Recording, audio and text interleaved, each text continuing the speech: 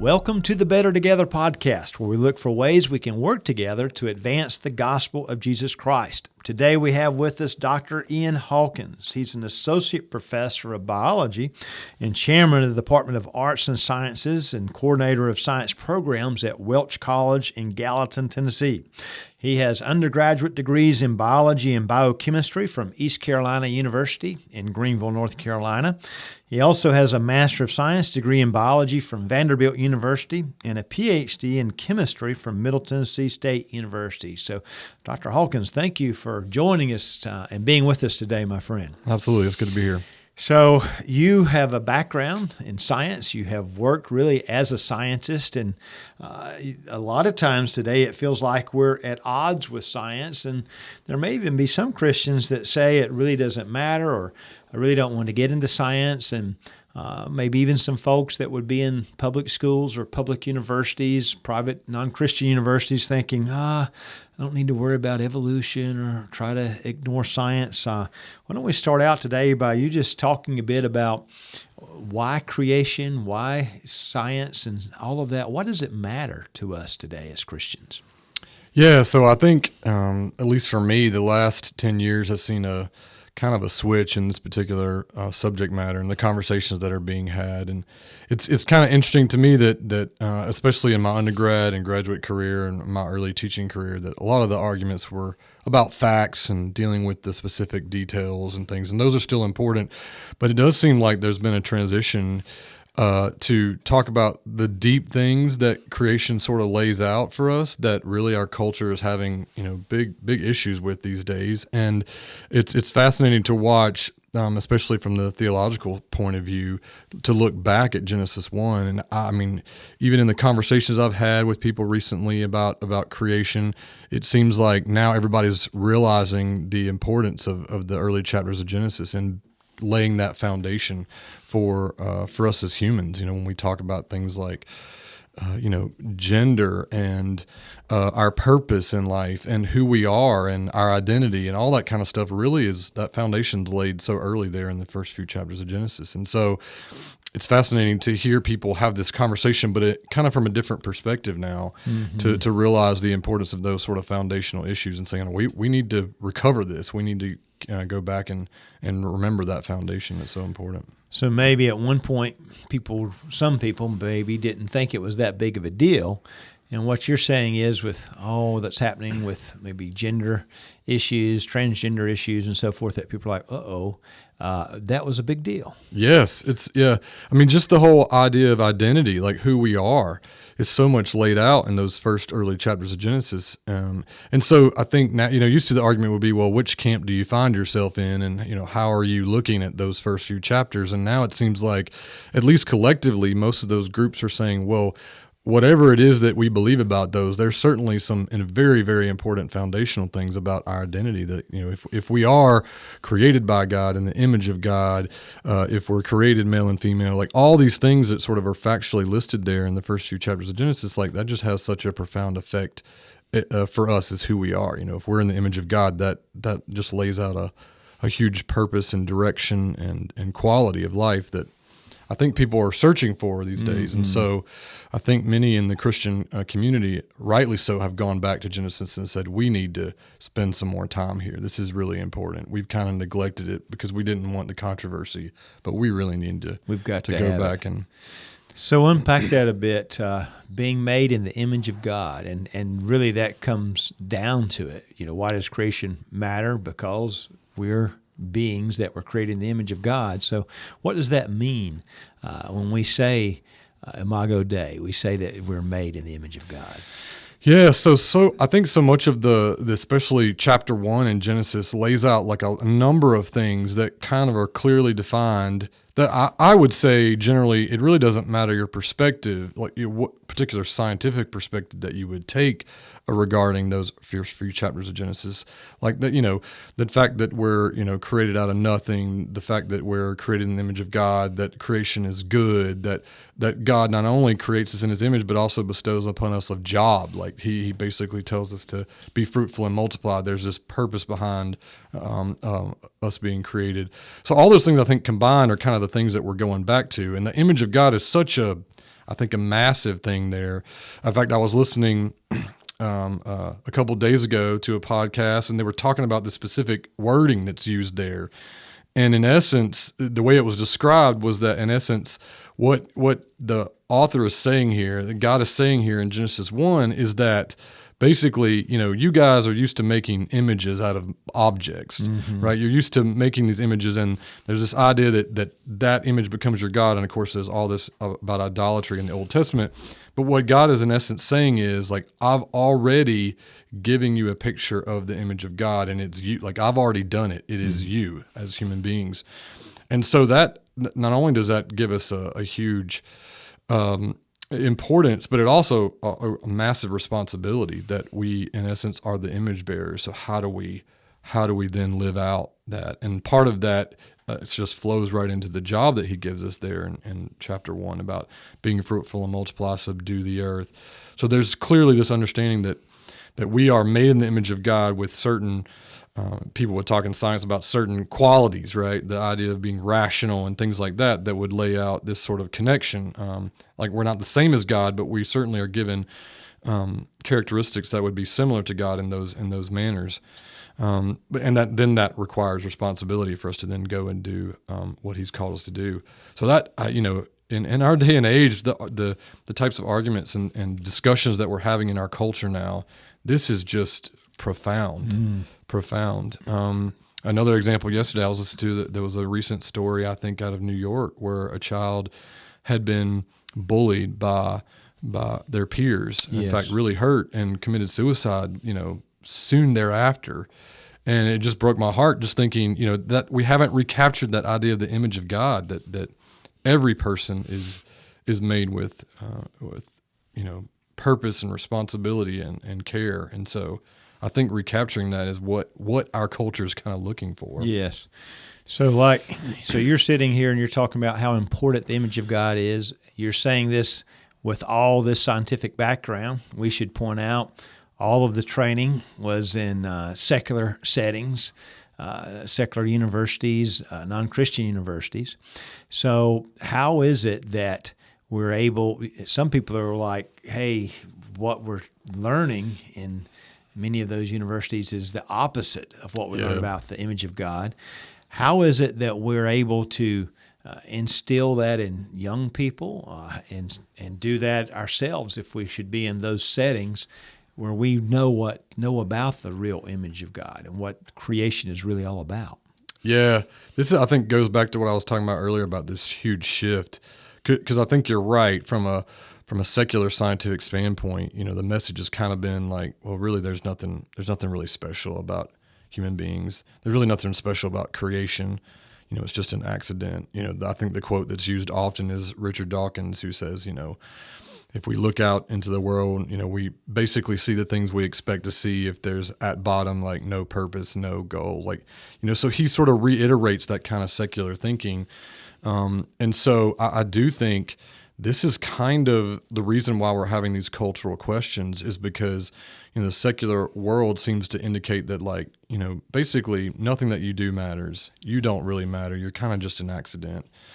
And so it's interesting to me that we see it's almost as if humans just can't live that way. Mm-hmm. So if that's sort of what you end up with, if your educational journey ends you to that point, it's almost odd to watch what's happening in culture that we sort of, even for rightly or wrongly, let's just assume for a second that we can separate facts.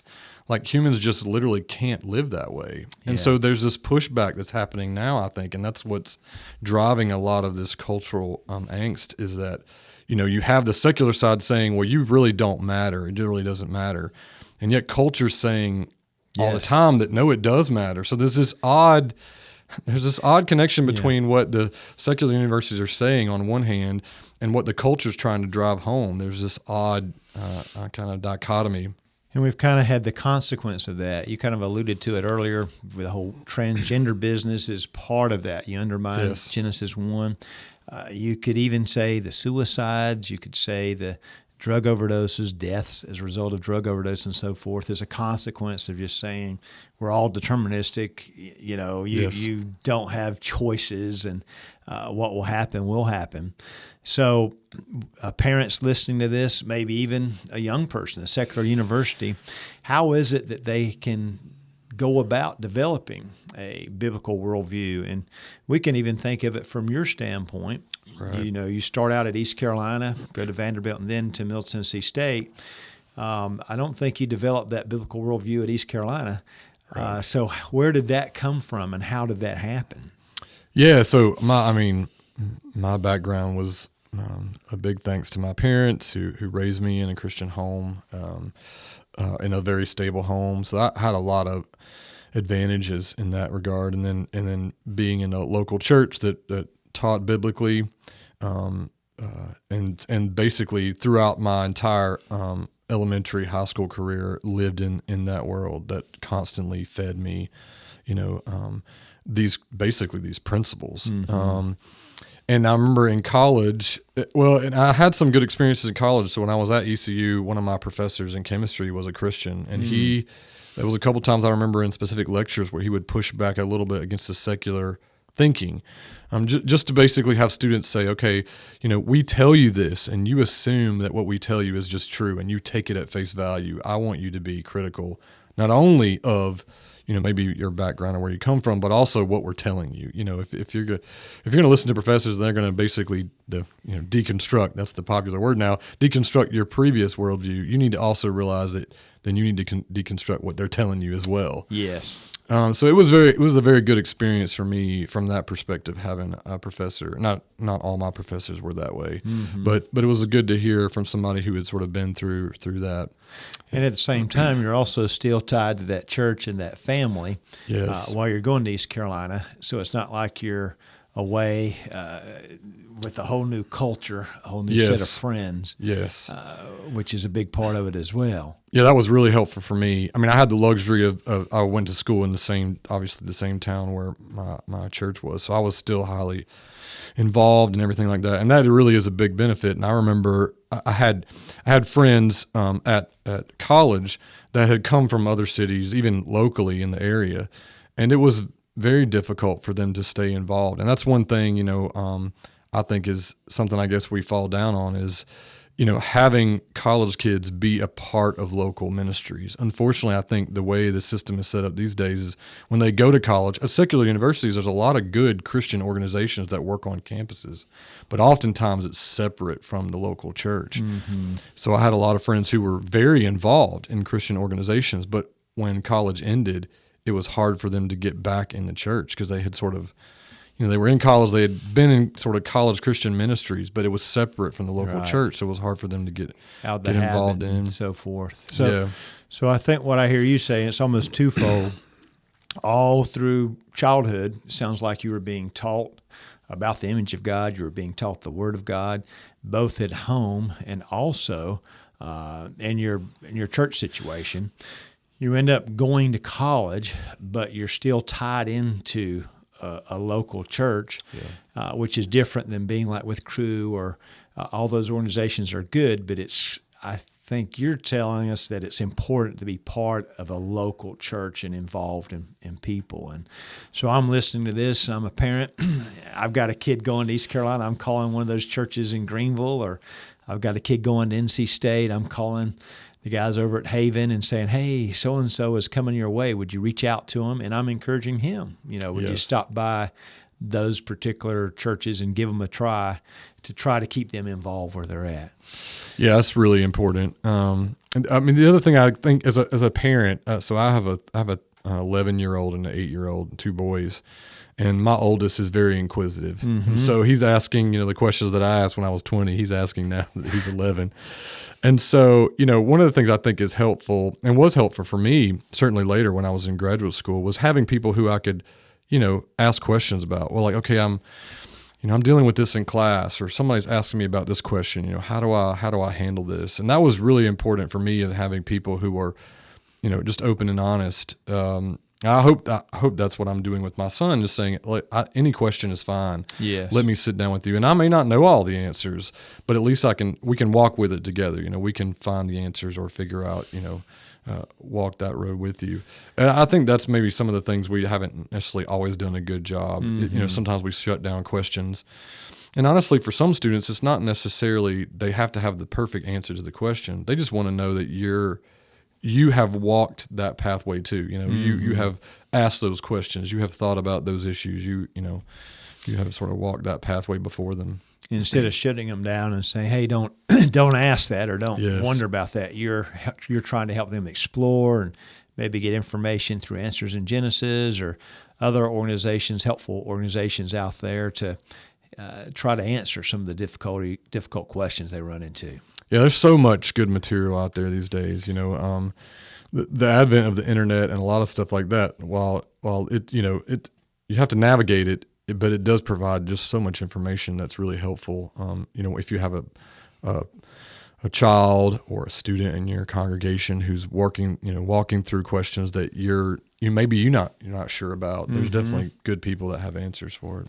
And so with that Answers in Genesis, what would anything else come to your mind that would be helpful for parents as they're trying to teach their kids about creation and truth in the settings they're going into? Absolutely, yeah. So Answers in Genesis and also the Institute for Creation Research, so ICR.org. They're both good young earth creationist organizations that produce really good stuff. The other one I would recommend, especially if your student is very interested in science, wants to get into the details. I think the intelligent design movement has put out a lot of good stuff from the scientific perspective to give students some broad-based facts about what they're listening to and hearing from their teachers at school that really help them sort of get a broader perspective. Because I think sometimes, especially in high school, but even in college, because your professor's giving you kind of one point of view, and that's true no matter who the professor is, giving you one point of view, it's just helpful to have other resources. And I think they do a great job of providing those other scientific resources to kind of give you some perspective. That's good. And so we also want to encourage folks utilize the D6 curriculum resources, church training services, the Bible memorization, the different doctrine, and they learn about the image of God in those particular endeavors. All of those are good resources they could find as well at d6family.com. So maybe check that out. Yes, and saying that too, I know I'm sure some parents are nervous, specifically about the scientific issues. And I would just tell them, obviously that might not be your area of expertise, but I mean, if you really teach your child biblical foundations and then walk your child through why these issues that the narratives talk about, why it's so important to them, I think that just goes a long way. Because we're seeing, I was at a talk recently where we were talking about different perspectives about how to handle Genesis. And the students who were listening to us gave us some feedback, and a lot of them were saying, we're not really that concerned anymore about evolution versus young earth versus that's not what we really care that much about. We're actually looking for answers about purpose and going back to the image of God question. So it does seem like their questions have changed in the past 20 years where they're not as much concerned about, the scientific detail factual, but okay, what does that mean? Just because you tell me that this is what's happening, wherever in the scientific facts, I want to know what this means for me and how I should live and stuff like that. And that's where I think every parent is well equipped to help their child, walk through that. When a child starts asking a question about who am I and who's my identity, walking them through Genesis just has a profound foundational meaning to them. And that withstands the questions they may get later on in life when they're walking through college science class. That's great. Hey, thank you so much for providing us with this information today. This is very helpful to us, Dr. Hawkins. Yes, I appreciate it being here. Thank you. Hey, and we want to thank you all for listening. Please take this podcast, share it with someone that would benefit from it. Remember, every little thing we do helps. We truly are better together. Thank you. All right.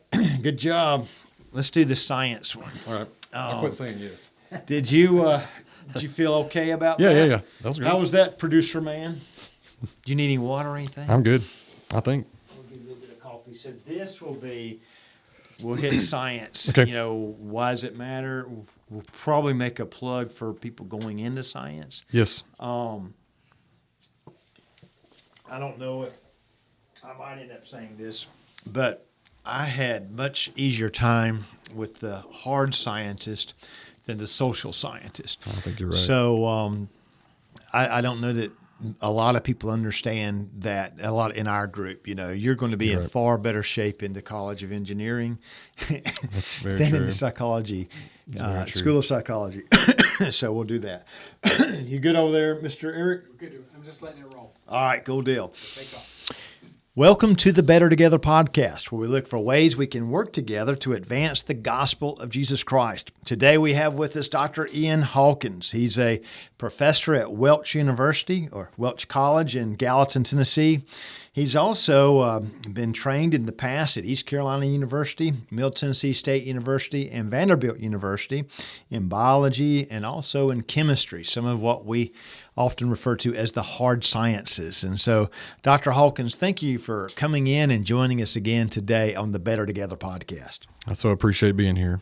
Now, some people might look at you and say, he is an anomaly. He teaches at a Christian college. It's not just a Christian college, it's an accredited Bible college by ABHE, I think Association for Biblical Higher Education, but yet he has degrees in biological sciences and chemistry. Like, what in the world? What happened to you, Dr. Hawkins? How did you end up on this road? Yeah, so I started, my love for science started early. One of my high school teachers really helped me sort of pursue that love for science, mostly in genetics. That's what I was really interested in early on. So yeah, I pursued a degree in science at East Carolina University, which was in my hometown. So I stayed at home and started school there, and actually came to Welch for a year and then transferred back to finish my science degree. And yeah, finished there, and then actually moved to Nashville to do graduate work. So yeah, always been interested in it. In some ways, sort of, I felt like, we needed more Christians in those areas. So how can I navigate that world and really help Christians sort of learn in those particular areas? So it's been a joy. So some Christians might even think science is anti-Christian, and there may be some that think that it's even wrong for Christians to be involved in it. But you just mentioned you think more Christians should be in science, and it makes me wonder, what should the Christian's attitude be towards science and scientists? Yeah, I think as a Christian, one of the things that's been interesting to me in my own career is to think about the way in which God uses our rational mind and our interest to further His kingdom. I think it was, as working at Welch, what's great about working at Welch is I get to sit next to, English professors and history professors and theology professors, which I enjoy that. It's much different than a secular setting, which I would be just sitting next to, a bunch of chemists or biologists. So you get a lot of different perspectives. And one of the things that I've learned by being there is that, in the medieval, when the universities were born, basically, from a Christian perspective, the goal was really to have people choose a vocation, which meant more than what we think of as a career. It meant your purpose, what God has ordained you to basically do. And I just see so much of that, not only in my students, but in myself, of what God has done in my life and opened doors. And, we have students that I get to teach that will become nurses and doctors and dentists and researchers. And, just recently, the past 2 years with, COVID and stuff, what greater ability is there to be in a field where, you're responsible to help, public health or those kind of things. It really is a field which I think God can use people greatly. So you're kind of getting at Christians cannot ignore science because we are needed to be in science, and it's important to remember even Luke, you might say, was a scientist as a physician. But, you also kind of alluded to it there a minute ago. where science came from. And so it's kind of scientific method, and we think about universities and all that. I even wonder, would there be science were it not for Christianity in the church? Yeah, there's been quite a bit of research about this, actually, not that in the recent past. I know in particular, Rodney Stark has done quite a few, written a few books and also many papers about this. And I think C.S. Lewis even made a comment basically that the reason why people were scientists is because they thought the world was governed and they were looking for a governor. It's a paraphrase, but that's basically what he was saying, that, science basically sits on the foundation that things are regulated, that we can understand the world because it happens in a certain way, a certain pattern. It has a underlying reality. And the idea, certainly when it was birthed, science was birthed, was that this is because there's a rational God. And so I think Isaac Newton said something to the effect of like, we are discovering the mind of God as we discover these scientific facts. And so, yeah, and the history of science is riddled with Christians. I mean, if you look at all the important people that you would read about the history of science, the vast majority of them are Christians. Newton and Boyle and Kepler and Galileo, like you just go down the list and they're all Christians who are basically looking at the world and discovering it from the perspective that they're learning more about God and what He's created. And often Christians have an easier time, if you will, in scientific settings where there's a belief in objective truth or objective reality. You talk about a nurse, you don't want a postmodernist nurse, do you? Or surgeon. Yeah, that's definitely true. It's been interesting. I guess I'm probably just in my lifetime, the switch has been, for a long time, people avoided the sciences because it was where they got the most pushback, I think, as a Christian. And now, honestly, on college campuses is probably the department that you would have the people that would most think like you, that there's objective truth, that we can't just believe, that your opinion necessarily doesn't matter. We're looking for truth. And so it's really almost come full circle. And you alluded to it earlier, so you alluded to nurses and dentists, these service-oriented occupations, vocations. You kind of alluded to that as well, that it's kind of like a calling.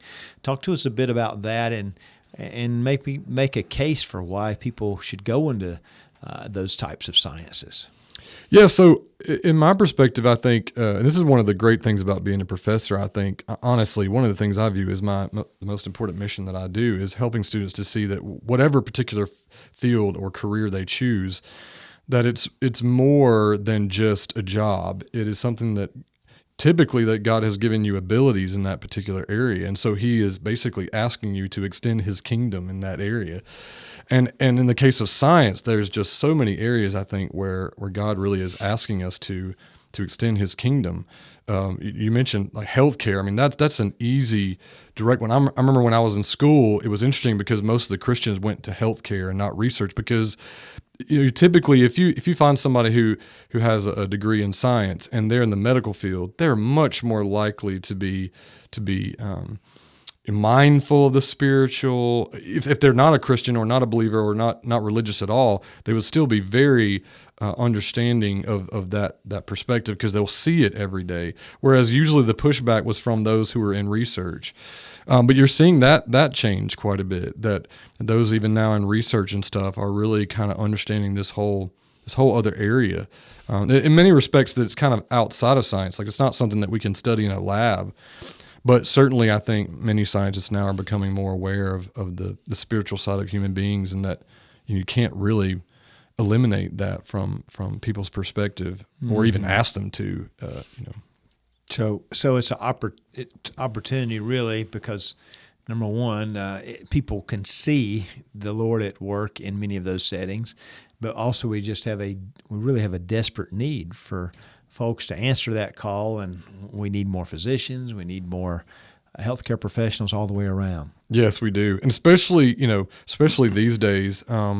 There's this whole area in science known as bioethics, where basically you need people trained both in ethical and philosophy and things of that nature, but there are also many that are trained in the sciences.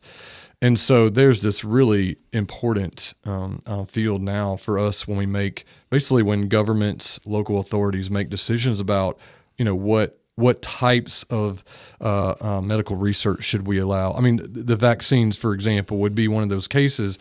But the point I'm trying to make is we need Christians in those areas of influence who are making good ethical decisions about, when does life begin and how do we handle that, and what do we do about, older patients and questions about euthanasia and medicines and all these things that sort of come up as we deal with medical questions. We really need Christians in these areas. So if Christians aren't at the table, they're not able to speak into what's happening and help direct policy, and some pretty bad things can happen. Absolutely, yeah, and it's the problem now, and as we all know, that technology is rampantly increasing, and so the questions are just becoming more and more numerous. And unfortunately, we really need Christians who are very ethically driven by the Word of God to speak into these matters. That's good. Well, I know you're trying to do what you can. Your work at Welch College, working in the science department, and you have a nursing program. What are some ways people could contact you and maybe look for ways through Welch to get more involved with science? Yeah, absolutely. I would love for people to reach out to me if they have questions or they have maybe a child or a student, somebody they know in their congregation who's interested in science, whether they go to Welch or whether they go somewhere else. I think oftentimes it's helpful to have somebody they can reach out to. So you could reach me, emailing me is probably the easiest. It's ihawkins@welch.edu. And you can actually go to Welch's website, www.welch.edu, and find me in there and email me directly from the website too. But yeah, that's one of the joys of being a professor is working with students. And I oftentimes I'll get students asking me questions either at church or emailing me from other places, and it's just a blessing really to hopefully answer their questions, but work with them whatever they're dealing with. And it's such an area I feel like we need more students going into. It's great. Well, we appreciate the good work you're doing. We appreciate the time you spent preparing yourself to go into it. Really is a different kind of ministry, what you're doing. And we hope that others will answer the call as you have and go into the sciences and do what they can to impact the culture in that way. So thank you, Dr. Hawkins, for all you're doing, my friend. Absolutely. I appreciate it. And yeah, if anybody wants to reach out, I'd be glad to help anybody if they're pursuing this area. So don't forget, you can pick that up at welch.edu. You can email Dr. Hawkins directly from their website and also learn more about their programs, the nursing program, the other programs that they have there on the campus in Gallatin, Tennessee. Well, thank you for joining us today. Thank you. Thank you for listening today. If you can take this podcast and share it with someone you think would be interested, we'd greatly appreciate that. Remember, every little thing we do helps. It truly does make us better when we work together. Thank you.